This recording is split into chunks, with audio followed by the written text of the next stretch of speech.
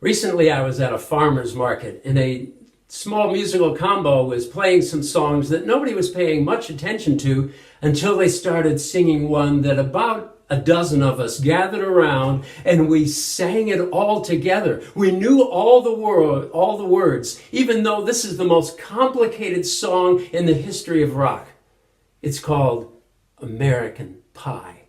In 1972, in January, it became #1 and remained there at the top of the charts for 7 weeks. 7 weeks! In my opinion, American Pie is the most important song in the history of rock music, simply because it tells the history of rock music. But it does it in such strange language and images. It's complicated. It's a fabulous poem that different lines can be interpreted in different ways. That's what good art does, right? Not everybody's going to see it the same way. But boy, it gives us a lot to think about. The song sounds so happy with its catchy chorus. But the message is a message of sadness. It tells the story of how the music died. The music died when Jimi Hendrix and Janis Joplin overdosed and we lost 2 of our favorite stars. The music died when the Beatles disbanded and the folks who said all we need is love couldn't love each other. The music died at the Altamont rock concert in California. It happened while the Stones were on the stage. Everything went crazy that night.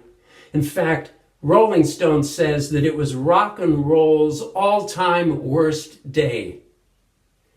The Hells Angels, who had been hired to keep the peace, were being paid with booze. Oh my. And so this is how Don McLean describes that scene at the Altamont rock concert. As I watched him on the stage, meaning Mick Jagger, my hands were clenched in fists of rage. No angel born in hell could break that Satan's spell. And as the flames climbed high into the night to light the sacrificial rite, I saw Satan laughing with delight the day the music died. What does that mean, to light the sacrificial rite? The Hells Angels attacked a man who was brandishing a gun and stomped him to death. Whoa, so much for love. The hope that we had had at Woodstock, that we were paragons of morality far above our parents, were totally erased at that rock concert. My. And when it came to changing the world, how well were we working on that? Well, not very well. Here's what Bill Graham, music promoter, said. An artist would go on stage and say, let's get together and fight and share and communicate. And then he'd get into his jet and fly off to his island and play with his 16-track machine. It was hypocrisy.